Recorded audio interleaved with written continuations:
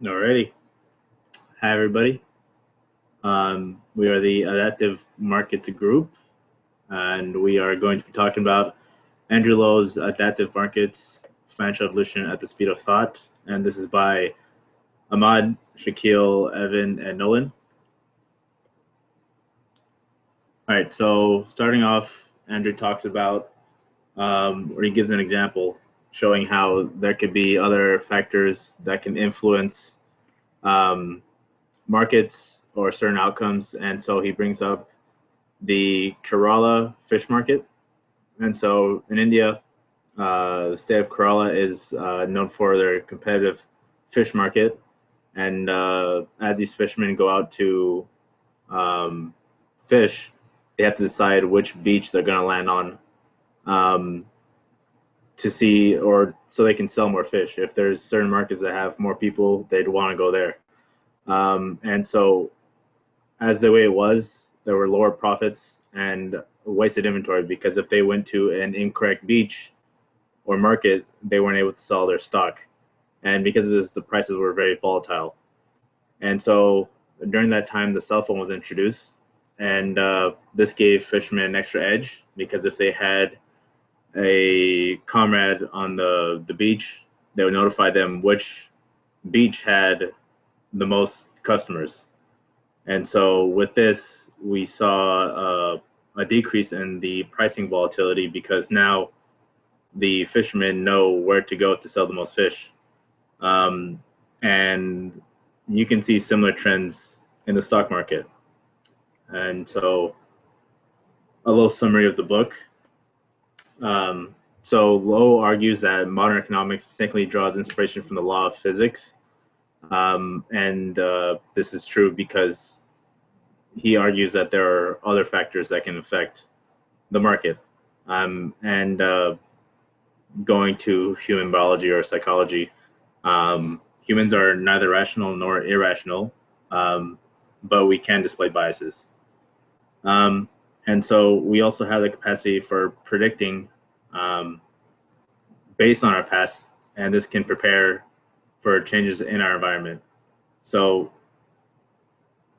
lost my train of thought. Current changes in environment. Okay, whatever. Moving onward. Um, and the financial markets can be changed by our interactions.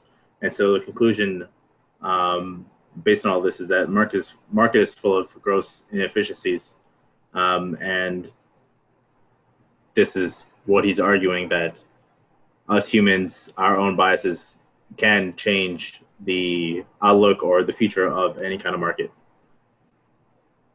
Now onto Ahmad.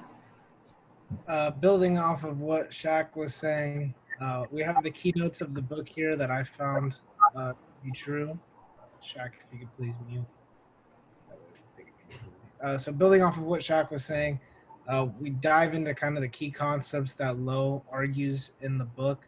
And I like to summarize that under the adaptive market hypothesis is kind of the rationality between the human effect in investing and the natural effect. And Lowe displays that by kind of going in depth between the effects that certain computer mechanisms may bring, like kind of a controlled effect to a market. And kind of on top of what Shaq was saying, there's a bias within human nature that ultimately balances the market in a sense. So that was kind of the key concept Lowe argues throughout the book, and just kind of going deeper into how he went to write this book. There was a lot of contrarian arguments he poses, which faced backlash. So during 2008, he was intensely. Sorry, I lost my train of thought. So during 2008, he was researching this book, and his thoughts on the financial crisis exceeded anyone's imagination. So he delayed publication until 2017. Um, and you kind of see the drasticness of how bad he thought the collapse would be through this episode he created in 2007, flesh out of the episode. Yeah. Anyways, moving on to the cycle of how Lowe developed the adaptive market hypothesis. It starts with the digression Lowe brought to cognitive neurosciences. He dives into that, and then it synthesizes all of the sorry guys, you're gonna have to edit that one, Nolan. It's all good. All right, I'm gonna restart this slide. So moving on to the development of the adaptive market hypothesis, it jumps into how Lowe researched cognitive neuroscience, and then that led Lowe to research artificial intelligence and dive into the theory of randomization. And from there, we have the evolution of biology and ecology, and that finishes the adaptive market hypothesis off with the psychology, literature, behavioral economics, and behavioral finance.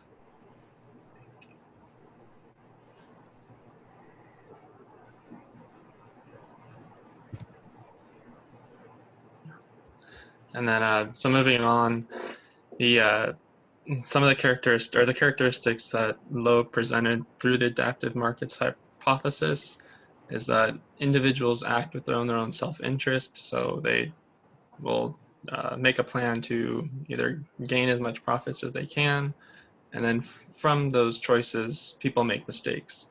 So just like in human nature, you learn from your mistakes, and then your third step is you adapt to them. So let's say you're losing on a stock in something that you invest in, so you're not going to continue that same pattern of or that same pattern of repetition. And so then by doing so, competition within the market drives other investors and whichever financial institutions to innovate, and that drives the financial markets to change, and therefore evolution is determined by the market's dynamics. And so by doing all that, Lowe equated the financial market to the evolutionary theory of biology. And so comparing he compared it to the effective market hypothesis. And under that hypothesis, there's the typical like risk-reward trade-off between alpha, beta, and your capital asset pricing module. And so through that, your like portfolio optimization, passive investing, and asset allocation is like mostly sufficient for managing risk. And then also believing in stocks for the long run. Although Lowe didn't agree, or not that Lowe didn't agree with this, but he expanded on that hypothesis using the adaptive market hypothesis. And so he said, like, if your risk is extremely, or depending on your type of risk, the investment is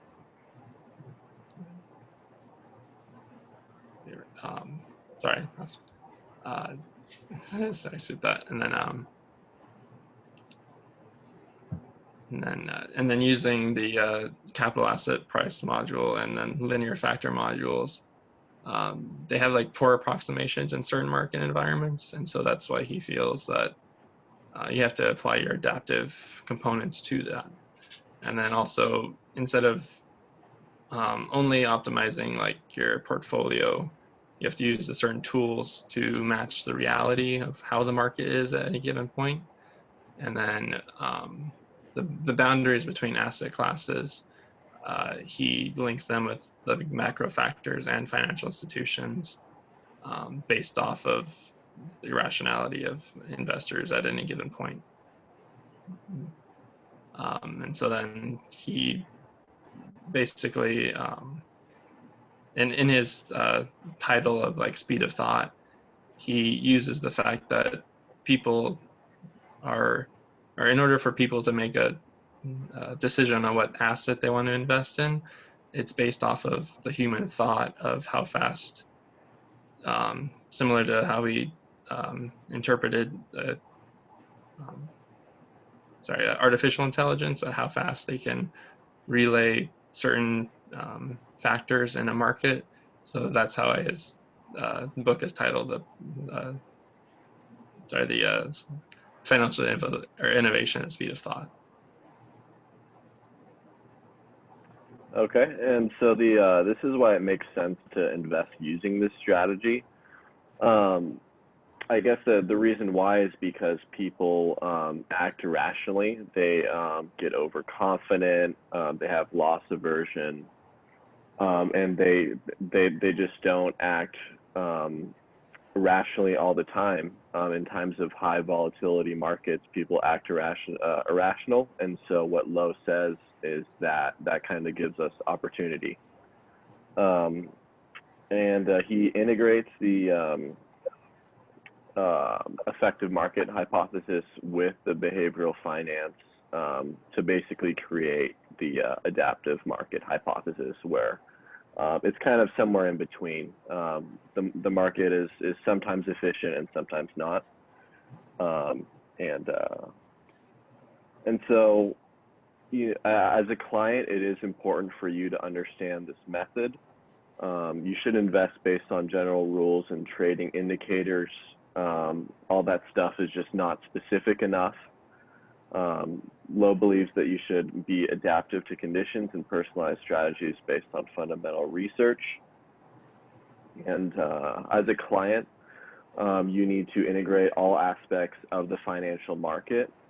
You need to study each investment individually and look at how they relate to one another. And by using kind of this idea of the adaptive markets, that people act irrational sometimes and rational other times, you could find opportunities, and there are opportunities out there, and we can help you get there. So thank you.